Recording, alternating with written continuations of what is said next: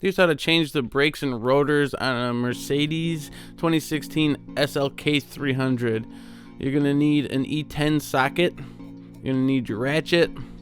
You're going to need a 13 mil socket, an 18 mil socket, and a 17 mil socket. You'll need a T30 star bit. I used a 1/2 inch impact. I also used a C-clamp, a flathead screwdriver, a hammer, a light, and a bungee cord. I only had the emergency jack, so that's what I used. I also used some brake cleaner, some PB blaster, and some brake lubricant. I also used a 10-inch breaker bar. You can't really go any longer than that. I always like to break my bolts before I get the car up in the air. It's going to be almost impossible to do it otherwise. This car has a very specific spot to put your jack and a little flap on the panel so you can just remove it and have space for the jack. So after removing the tire, I just removed the little clip on your caliper. A pliers would work, but I used a channel lock. Next, you're going to take your T30 bit and remove the little set screw that's on your rotor. Now the Mercedes has a brake pad sensor, and that's what we're going to take off next with your E10 socket. They're usually pretty light on there, so it'll be pretty easy to take that off and disconnect it.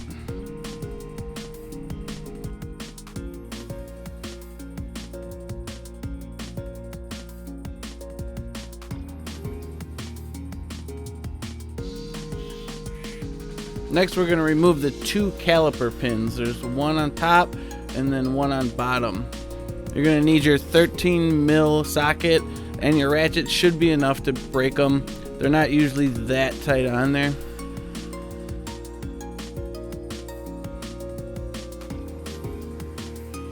One thing to remember is that righty tighty lefty loosey is backwards when you're working backwards like this, so it's a little tricky on your brain sometimes.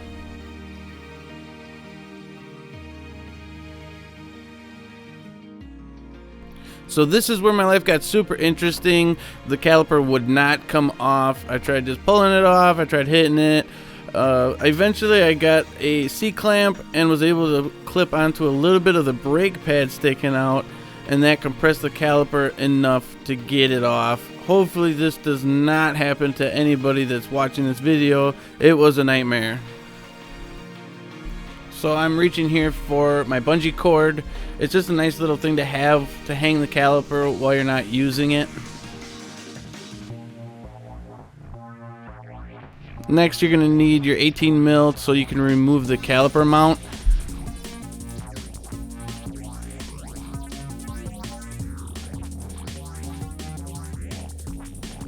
I definitely hit these with PB blaster. It just is going to help and make your life a lot easier when it's time to pull them off. Now my bolts happen to be like half coated with Loctite from whoever worked on them last, so I needed a wrench and my breaker bar just to break these bolts. It was actually pretty tough. You should really only put Loctite on like a couple threads, 2 or 3 threads, to help it be secure in there. This guy used pretty much half the bolt. I always leave one bolt in just while I'm breaking it, so it kind of holds it in still for it to stay stable while I'm breaking the second bolt.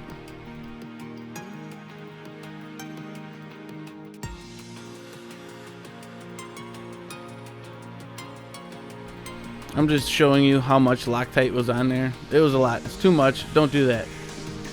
Once you take the old rotor off, you can clean the new one and put it on. Now you're basically going to repeat everything you just did. Put your set screw in with the T30. Put your caliper mount back on.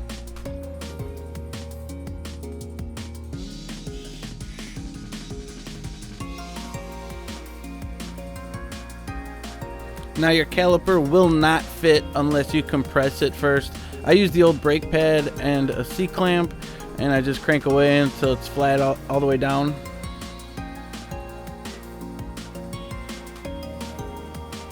Now your Mercedes brakes are kind of weird. One sits in the caliper and the other one sits on the mount. and then you slide the caliper over the rotor. It's kind of weird.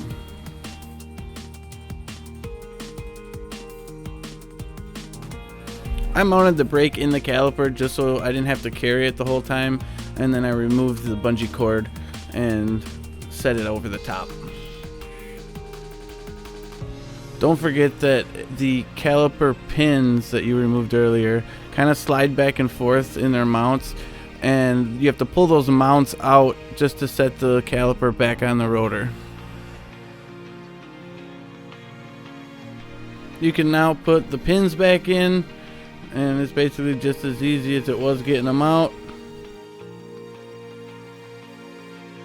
And while you're down there, you might as well reclip in your brake pad sensor.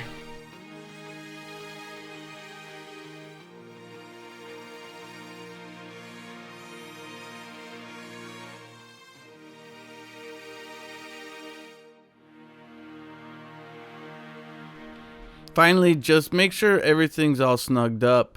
The caliper pins, the mounting bolts, your pin that you took out first that has to go back in, and then you can mount your tire and take it for a test drive. And if this video helped you at all, please like and subscribe. I'd truly appreciate it. Thanks.